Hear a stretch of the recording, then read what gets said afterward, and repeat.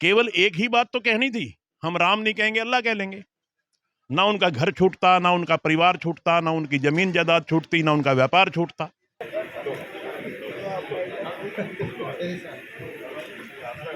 उन बुजुर्गों की कहानी सुनते हैं तो रोंगटे खड़े हो जाते हैं।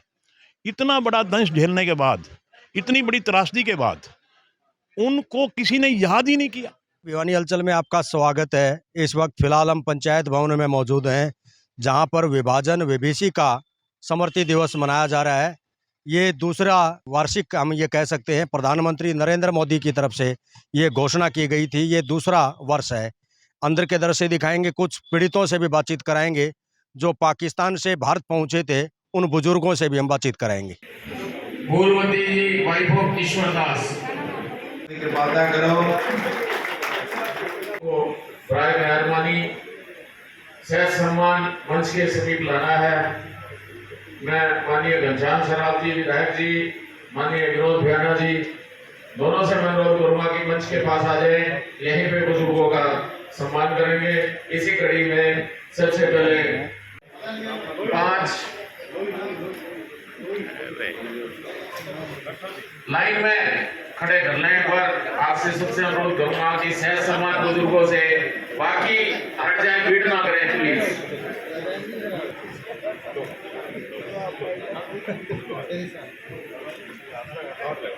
इनके बाद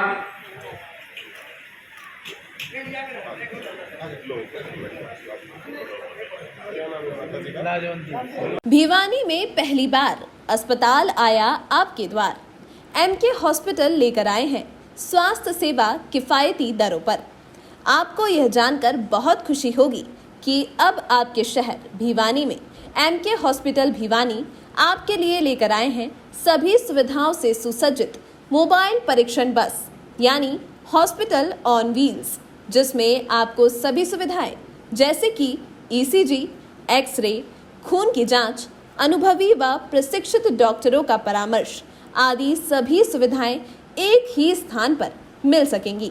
इसी के साथ अनुभवी डॉक्टर, नर्स व पैरामेडिकल स्टाफ का भी सहयोग आपके द्वार पर होगा, जिससे हमारी कोशिश रहेगी सभी गांव व आसपास के इलाकों में जाकर इलाज व परामर्श प्रदान करवाना, वो भी किफायती दरों पर।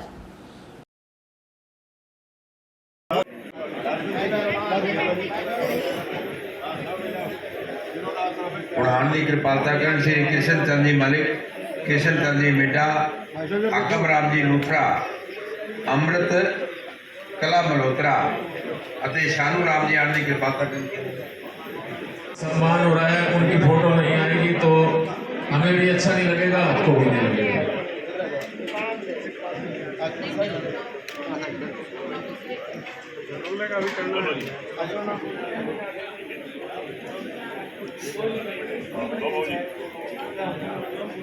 थोड़े साइड में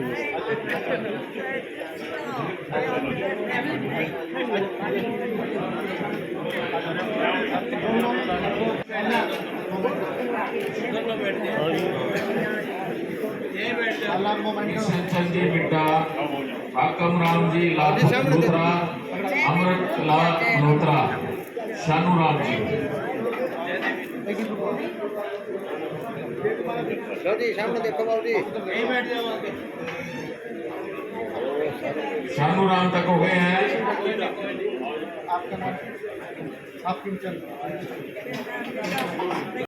शरणार्थी नहीं थे, ये हमारे समाज का अटूट अंग और ये पुरुषार्थी लोग हैं। और इनको देख के ये लगता है कि हमारे समाज का जो भी अंग जो तोड़ने की चेष्टा की गई वो किस कारण से अन्य स्थानों पर किया गया, लेकिन हम चाहते हैं कि हरियाणा में इस टाइप का कोई भी काम न दिखे, जिससे हमारे समाज की गौथाड़ होने का काम जो किया था उसको समाप्त करने की दिशा में हम आगे बढ़ें। और उनको याद करते हुए माननीय प्रधानमंत्री नरेंद्र मोदी जी ने 14 अगस्त हर साल जो है विभाजन विभीषी का स्मृति दिवस मनाने का जो उन्होंने निर्णय लिया, ये उन तमाम शहीदों के लिए श्रद्धांजलि है जिन्होंने यातनाएं ली, चाहे वो इस दुनिया में हैं या जा चुके हैं। माननीय मुख्यमंत्री मनोहर लाल खट्टर जी और प्रधानमंत्री जी का जितना धन्यवाद किया जाए वो कम है। और एक उद्देश्य भी है इस कार्यक्रम का कि आज के जो युवा पीढ़ी आ रही है उनको भी पता लगे कि हमारे बुजुर्गों ने क्या क्या त्रासदियाँ झेली। आज हमने जो इस यहाँ पर जो कार्यक्रम किया, पिछले साल भी किया था, इस साल भी हमारे को भारतीय जनता पार्टी ने ड्यूटी दी, संयोजक के तौर पे हमने यहाँ पर ये कार्यक्रम ऑर्गेनाइज किया। इसमें कार्यक्रम में आज बुजुर्ग आए जिनको एक सुखद अनुभव हुआ, देशभक्ति के गीत रहे, उनको सम्मान किया, इतने खुश थे, नाच गा रहे थे कि वो पुरानी यादों को याद करके एक आज स्मृति दिवस जिस प्रकार से मना रहे हैं। पुनः मैं प्रधानमंत्री जी का, माननीय मुख्यमंत्री जी का धन्यवाद। हांसी गेट से मात्र 5 मिनट की दूरी पर नजदीक तिगड़ाना मोड़, Jind road, Bhiwani. RD resort में खास आपके लिए न्यू ओपनिंग आरडी डेस्टिनेशन। जी हाँ, 3 एकड़ में फैला आरडी रिसॉर्ट, जिसमें मिलेगा आपको बड़ा एसी हॉल व air condition, 20 luxury private room, lighting, colourful decoration और आपको मिलेगी बुकिंग पर खास छूट। हमारा पता है तिगराना मोड़, भिवानी। Mobile number 9896355540, 9468109007।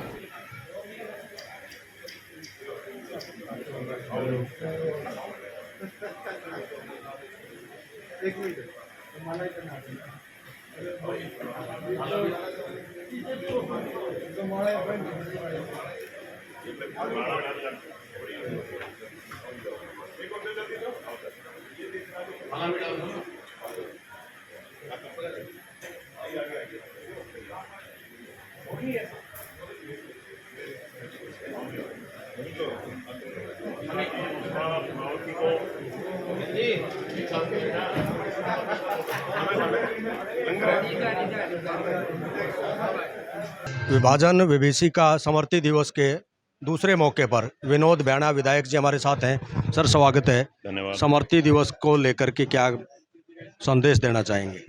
देखिए, ये जो स्मृति दिवस है इसके बड़े गाढ़े मायने हैं। मैं समझता हूँ कि हम सबको माननीय प्रधानमंत्री श्री नरेंद्र मोदी जी का धन्यवाद करना चाहिए, क्योंकि ये जो आज़ादी हमें ऐसे नहीं मिली। इस आज़ादी में लाखों लोगों ने जान गंवाई, लाखों करोड़ों लोग विस्थापित हुए, उधर से इधर गए, इधर से उधर गए, और जो दंश, विभाजन का दंश उन्होंने झेला, वो अगर हम शब्दों में अपनी ज़बान से बयान करते हैं तो निश्चित तौर पे आज भी उन बुजुर्गों की कहानी सुनते हैं तो रोंगटे खड़े हो जाते हैं। इतना बड़ा दंश झेलने के बाद, इतनी बड़ी त्रासदी के बाद उनको किसी ने याद ही नहीं किया, जो इतनी बड़ी कुर्बानी देकर के आए। मगर ना केवल याद करना बहुत दूर की बात, उनको यहाँ अपमानित किया गया। कोई उनको शरणार्थी कह रहा है। आप उनको बहादुर कौम तो कहो, अच्छा लगता है कि उन्होंने बहादुरी दिखाई।